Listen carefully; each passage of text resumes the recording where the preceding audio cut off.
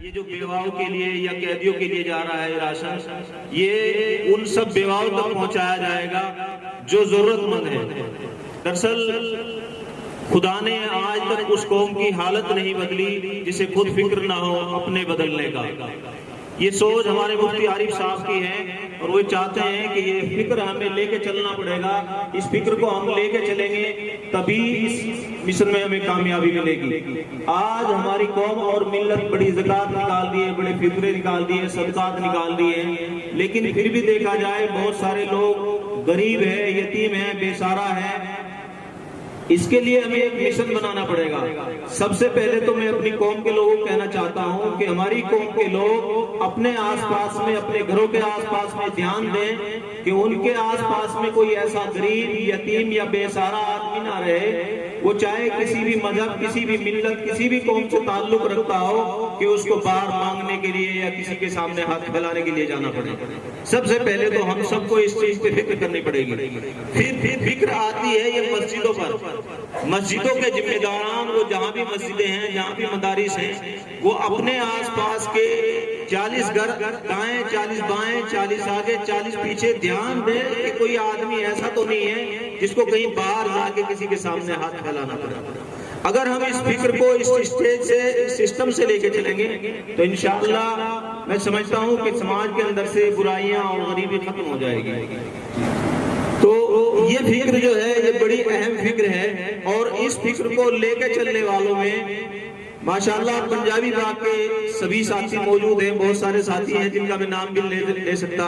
हमारे सादिक भाई माशाअल्लाह बड़े फिक्रमंद साथी हैं। हमारे कारी हसीब साहब फिक्रमंद साथियों में हैं और भी बहुत सारे साथी माशाअल्लाह सारे फिक्रमंद साथी बैठे हैं जिनका मैं नाम भी नहीं ले सकता पूरा। ये आप सबकी फिक्र का और गौर का नतीजा है कि अल्लाह तबारक व तआला ने 2-3 सालों से ये काम शुरू किया है और कई बेवाओं को, कई मिस्किनों को शहर में रमजान के बाद भी कई वजीफे जमीयत की तरफ से, हमारे जमीयत के सदर मुफ्ती आरिफ साहब माशाअल्लाह इस चीज को लागू करवा रहे हैं। तो ये बड़ी फिक्र की बात है और मैं शुक्रगुजार हूँ अपने कुलिंदर भाई का कि वो हमारे फोन पे बेचारे तशरीफ ले आए और एमएलए साहब का, एमएलए साहब बेचारे इस चीज के लिए बड़े बदनाम हैं कि भाई वो मुसलमानों की बड़ी फिक्र रखते हैं। कई लोग इस चीज का बड़ा उन लोग करते हैं, लेकिन ये उनकी मोहब्बत और उनका प्यार है कि एमएलए साहब बेचारे हमारी कौम और हमारी मिल्लत से फिक्र और दरमंदी का एहसास रखते हैं। अब मैं अपने भाई कुलिंदर सिंह जी को बुलाऊंगा और वो अपने कुछ तासुरात पेश करें। गुरुद्वारे तो पाठी बोलता, फिर 5 ਤੋਂ 5:30 ਵਜੇ ਜਦੋਂ ਨਮਾਜ਼ ਹੁੰਦੀ ਹੈ ਬੜਾ ਸਕੂਨ ਮਿਲਦਾ। ਇਦਾਂ ਲੱਗਦਾ ਵੀ ਆਪਣਾ ਭਾਈਚਾਰਾ ਇੱਕ ਹੀ ਹੈ ਯਾਰ, ਬਹੁਤ ਸਕੂਨ ਮਿਲਦਾ। ਜਿਹੜਾ ਇਹ ਤੁਸੀਂ ਕੰਮ ਕਰ ਰਹੇ ਹੋ ਬਹੁਤ ਵਧੀਆ ਕੰਮ ਕਰ ਰਹੇ ਹੋ, ਇਹਦੇ ਵਿੱਚ ਸਾਡਾ ਵੀ ਹਿੱਸਾ ਪਾਇਆ ਕਰੋ। ਸਾਨੂੰ, ਮੇਰੇ ਕੋਲ ਵੀ ਆਇਆ ਕਰੋ, ਤੁਸੀਂ ਜਦੋਂ ਵੀ ਆਓਗੇ ਮੈਂ ਪਿੱਛੇ ਨਹੀਂ ਹਟਦਾ ਇਸ ਚੀਜ਼ ਦੇ ਵਿੱਚ, ਜਦੋਂ ਮਰਜ਼ੀ ਆਇਆ ਕਰੋ। ਬਹੁਤ ਵਧੀਆ ਕੰਮ ਆ। ਸਾਡੀਆਂ ਵਿਧਵਾ ਭੈਣਾਂ, ਸਾਡੇ ਜਿਹੜੇ ਉੱਥੇ ਵੀਰ ਨੇ ਜਿਹੜੇ ਰਸਤੇ ਤੋਂ ਭਟਕ ਚੁੱਕੇ ਨੇ, ਕੋਈ ਨਹੀਂ, ਹੋ ਜਾਂਦੀਆਂ ਗਲਤੀਆਂ ਹੋ ਜਾਂਦੀਆਂ ਨੇ। ਬਹੁਤ ਵਧੀਆ ਕੰਮ ਕਰ ਰਹੇ ਹੋ ਤੁਸੀਂ ਤੇ ਇਸ ਲਈ ਤੁਹਾਡਾ बहुत ज्यादा धन्यवाद। ਤੇ ਮੈਂ ਫੇਰ ਮਾਫੀ ਮੰਗਦਾ ਵੀ ਕਰਿਆਲ ਸਾਹਿਬ ਆ ਨਹੀਂ ਸਕੇ, ਪਰ ਤੁਸੀਂ ਜਾਣਦੇ ਹੋ ਵੀ ਉਹ ਤੁਹਾਡੇ ਨਾਲ ਕਿੰਨਾ ਪਿਆਰ ਕਰਦੇ ਨੇ ਸ਼ੁਰੂ ਤੋਂ ਹੀ, ਹਰ ਇੱਕ ਨੂੰ ਪਤਾ ਆ। ਸਾਨੂੰ ਇਦਾਂ ਹੀ ਲੱਗਦਾ ਹੁੰਦਾ ਜਦੋਂ ਤੁਸੀਂ ਸਾਰੇ ਜਣੇ ਬੈਠੇ ਹੋ ਨਾ ਵੀ ਚਿੱਟੀਆਂ ਦਾੜੀਆਂ ਸਾਡੇ ਬਜ਼ੁਰਗਾਂ ਨੂੰ ਐ ਉਦਾਂ ਹੀ ਰਹਿੰਦੇ ਹੋ। ਸਾਡੇ ਤਾਂ ਹੁਣ ਬਜ਼ੁਰਗ ਬਹੁਤ ਘੱਟ ਰਹਿ ਗਏ ਜਿੰਨੇ ਮੁਸਲਮਾਨ ਭਾਈਚਾਰੇ ਦੇ ਵਿੱਚ ਬਜ਼ੁਰਗ ਨੇ। ਇਦਾਂ ਹੀ ਪਤਾ ਲੱਗਦਾ ਵੀ ਆਪਣੇ ਬਜ਼ੁਰਗ ਫਿਰ। ਧੰਨਵਾਦ ਜੀ, ਥੈਂਕ ਯੂ। खुशी का मौका है, एक यादगार और तारीखी लम्हा है कि कैदियों के लिए, बेवाओं के लिए, गरीब गुरबा के लिए आज यहाँ से सामान की तकसीम अमल में आ रही है।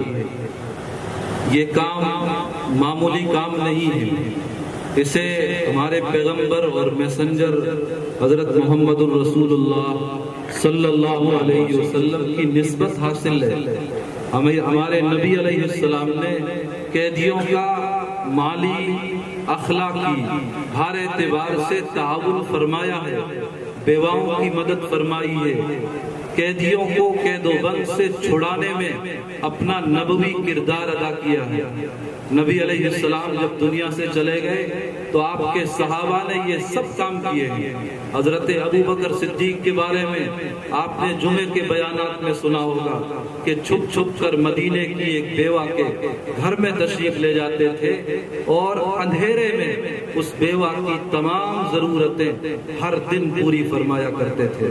तो हमारे नबी हों या खुलफाए राशिदीन हज़रत अबू बकर, हज़रत उमर हों या सहाबाए किराम हों, सबकी ज़िंदगी कैदियों, बेवाओं और गरीबों की मदद से इबारत रही है। तो ये काम कोई मामूली काम नहीं है, इसे नबी की, नबी के सहाबा की निस्बत हासिल है। ये अमल अहले जन्नत का बड़ा काम कर रही है। ये ਜਿਹੜੇ ਆਪਣੇ ਲੁਧਿਆਣਾ ਸ਼ਹਿਰ ਦੇ ਸੈਂਟਰਲ ਜੇਲ੍ਹ ਵਿੱਚ ਕੈਦੀ ਨੇ, ਉਹਨਾਂ ਲਈ ਕਿਟਸ ਤਿਆਰ ਕਰ ਰਹੇ ਨੇ ਤੇ ਉਹਨਾਂ ਲਈ ਇਫਤਾਰ ਲਈ, ਸਹਿਰੀ ਲਈ ਇਹ ਰਾਸ਼ਨ ਭੇਜ ਰਹੇ ਨੇ। ਇਹ ਬਹੁਤ ਵੱਡਾ ਕੰਮ ਕਰ ਰਹੇ ਨੇ ਤੇ ਮੈਂ ਉਹਨਾਂ ਦਾ ਸ਼ੁਕਰ ਅਦਾ ਕਰਦਾ ਹਾਂ।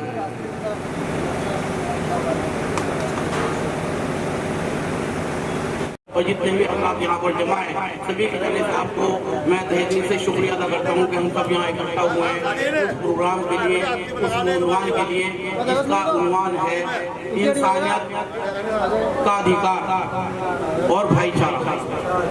इससे पहले कि इस उन्वान पर मैं 2-4 लफ्ज़ अदा करूँ, उससे पहले मेहमान खुसूसी के लिए खिदमत में 4 मिनट से अर्ज़ करना चाहूँगा। समाज फरमाइएगा। हज़रात, मोहब्बत की महफिल में आए हैं आप तो महफिल की ज़ीनत बन जाइए। मोहब्बत की महफिल में आए हैं आप तो महफिल की ज़ीनत बन जाइए। कीजिए हम सबको मुस्तफीद इस तरह कि हर किसी के लिए नसीहत बन जाइए। जी सर, आपकी जो संस्था काम कर रही है, ये क्या कहना चाहते हैं इसके बारे में? कौन सी संस्था क्या? सर, हम जो काम कर रहे हैं और हमारी संस्था जो काम कर रही है, हम ये काम बगैर भेदभाव के कर रहे हैं। और हमारा एक स्कूल चलता है यहाँ पे भोला कॉलोनी के अंदर, ताजपुर रोड पे है। उसमें हम एक स्कूल चलाते हैं, उसमें गरीब और यतीम बच्चे, बेसहारा बच्चे पढ़ते हैं। और ऐसे बच्चे भी पढ़ते हैं जो अच्छे घरों के हैं, ये नहीं कि सिर्फ गरीब यतीम पढ़ते हैं। तो उसका जो मिशन है हमारा ये है कि हमारी जो बच्चे हैं वो सिर्फ पढ़ने के बाद में कामयाब भी हो। तो उसमें क्या करते हैं हम, हमारे बच्चे, हम 8वीं क्लास तक बच्चों को यहाँ पे पढ़ाते हैं। एक शाहीन ग्रुप है बिदर के अंदर, तो हम 8वीं क्लास तक पढ़ाने के बाद में उन बच्चों को बिदर भेज देते हैं।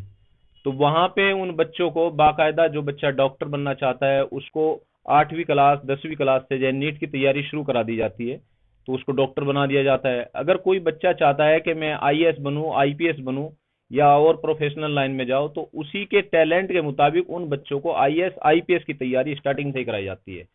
तो जो बच्चा हमारे यहाँ से पढ़ के जाता है वो 8वीं क्लास भी करता है, साथ साथ में अपनी कुरान शरीफ या दीन की तालीम भी लेता है। अगर वो दूसरे मजहब से ताल्लुक रखता है तो उसके लिए दीन की तालीम यानी कुरान शरीफ की तालीम कंपलसरी नहीं है। और हम उसको साइन बिदर भेज देते हैं, जहां वो बच्चे डॉक्टर, इंजीनियर, IAS IPS बन जाते हैं। जैसे परिवार बहुत सारे गरीब होते हैं, जरूरतमंद होते हैं, मेडिकल सुविधा की जरूरत होती है, मेडिकल लाइन में भी हेल्प होती है आपकी संस्था? जी, अभी उसके लिए हम और बड़े लेवल पे विचार बना रहे हैं। तो अभी जो इस तरह के कोई गरीब है, यतीम है, उसके लिए हम वक्त वक्त पर छोटे छोटे कैंप लगाते रहते हैं। हाँ जी सर, ਅੱਜ ਜਿਹੜਾ ਪ੍ਰੋਗਰਾਮ ਕੀਤਾ ਗਿਆ ਰਾਸ਼ਨ ਵੰਡ ਸਮਾਰੋਹ ਦਾ, ਕਿਹਨਾਂ ਵੱਲੋਂ ਕੀਤਾ ਗਿਆ ਤੇ कौन सी संस्था? बिस्मिल्लाहिर्रहमानिर्रहीम। शुरू करता हूँ अल्लाह के नाम से जो बड़ा निहायत रहम और करम करने वाला है। दरअसल ये जो राशन बांटने का जो समारोह किया गया है, ये एक संस्था है जमीयत उलमाए हिंद, जो मुसलमानों की एक बहुत बड़ी संस्था है और पूरे हिंदुस्तान में हर वर्ग के लिए काम करती है। ये सिर्फ मुसलमानों के लिए काम नहीं करती। कोई भी दबा कुचला या गरीब है, यतीम है, या मतलब किसी भी हालात से गुजरता है, तो उस सब के लिए संस्था काम करती है।